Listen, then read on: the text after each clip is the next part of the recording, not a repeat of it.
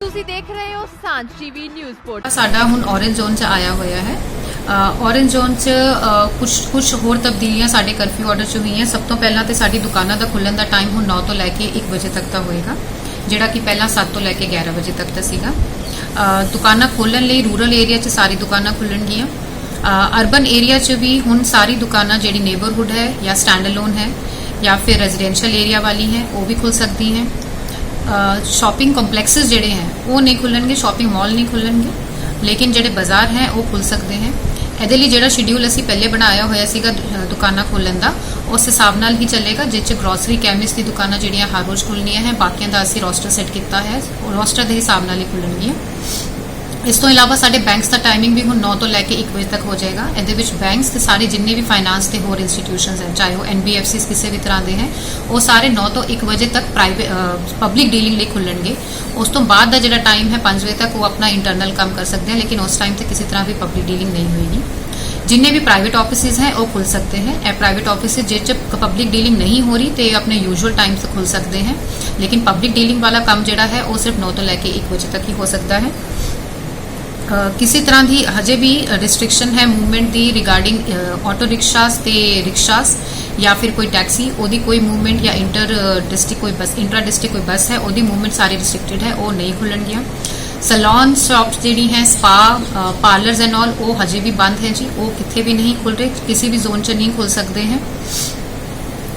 तो अपनी e commerce जी है, कोरियर सर्विसेज जी हैं और पोस्ट ऑफिसिस कोरियर ते पोस्ट ऑफिसिस वो भी 9 तो 1 बजे तक खुलणगे। ई कमर्स की जी फैसिलिटी है हुण एसेंशियल ते नॉन एसेंशियल दोनों कमोडिटीज़ लिए दी जाएगी। जिन्ने भी एजुकेशनल इंस्टीट्यूशनस हैं उत्थे टीचिंग सस्पेंडेड है, लेकिन क्योंकि ऑनलाइन टीचिंग चल रही है तो वो अपना ऑफिस खोल सकते हैं फॉर द ऑनलाइन वर्क या फिर for the distribution of the books, लेकिन किसी तरह की कोई टीचिंग एक्टिविटी किसी भी एजुकेशन इंस्टीट्यूशन से अलाउड नहीं होएगी। गवर्नमेंट ऑफिस जिन्ने भी हैं वो DOPT की इंस्ट्रक्शन के हिसाब नाल ही खुलणगे। दैन अपने एग्रीकल्चर हॉर्टिकल्चर एनिमल हसबेंडरी ये सारी एसेंशियल सर्विसेज जी हैं वो प्रोवाइड की जाएगी। इसका टाइम पहले ही आप डिसाइड किया होया है, since being essential services they are being provided, और उस हिसाब नाल ही चलणगियां। दोधी जिहड़े हैं वो ते डेयरी जिहड़े दुध लोकां नूं दे रहे हैं वो 7 बजे अपना काम शुरू कर सकते हैं। रिलीजियस प्लेसिस ऑफ वर्शिप हजे भी सारी बंद रहणगियां जी, उत्थे किसी तरह की मूवमेंट अलाउड नहीं है। ਜਿਹੜੀ भी मूवमेंट होनी है 9 तो लैके 1 बजे तक ਉਹਦੇ 'ਚ ਤਾਂ इस तरह कोई पास की लोड़ नहीं है, लेकिन उस तो बाद जे किसी ने मूवमेंट करनी है 7 बजे तक तो ਉਹਦੇ ਲਈ सिर्फ असेंशियल एक्टिविटीज़ ਲਈ ਉਹ ਵੀ पास सिस्टम ਤੇ ही अलाउ की जाएगी। शाम ਨੂੰ 7 बजे तो बाद किसी तरह की कोई मूवमेंट अलाउ नहीं है। शाम ਨੂੰ 7 बजे तो लैके सवेरे 7 बजे तक किसी तरह की कोई मूवमेंट अलाउड नहीं है। कंप्लीट करफ्यू ਉਹਦੇ ਵਿੱਚ ਪਾਇਆ जाएगा जी। मैं आशा करती हाँ कि तुसी सारे सहयोग दोगे, क्योंकि हुण रिलैक्सेशनस वधियां हैं, लेकिन सानू यह चीज़ इंश्योर करनी है कि सोशल डिस्टेंसिंग वो मेनटेन की जाए। जिहड़ा भी बंदा बाहर निकल रहा है he has to wear a mask is a compulsory, otherwise उन्होंने उत्ते लीगल एक्शन इनिशिएट किया जाएगा। 2 दिन दुकान जी खोली है उस पाया गया है कि रश है।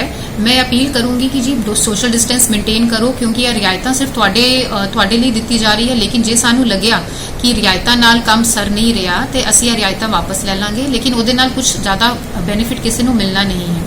We all have to be in this together. तो काइंडली तुसी सोशल डिस्टेंस मेनटेन करो। जरूरत के समान जो लेना है उही उहदे लिए ही बाहर निकलो, इस तरह बाहर ना निकलो।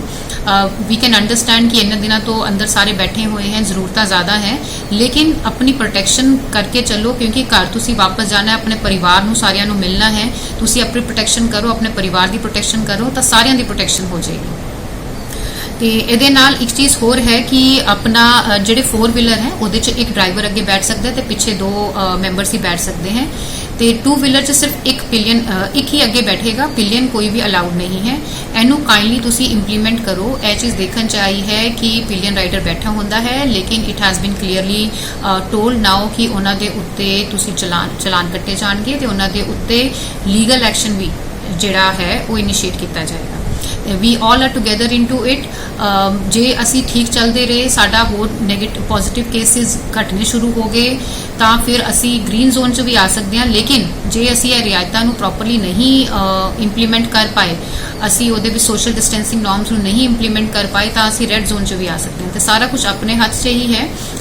मैं आशा रखती हाँ कि तुसीं एडमिनिस्ट्रेशन के नाल हुण तक चलते आए हो तो हुण भी साथ दोगे तो असी मिल के सारी चीज़ों नूं ठीक कर सकांगे। Thank you.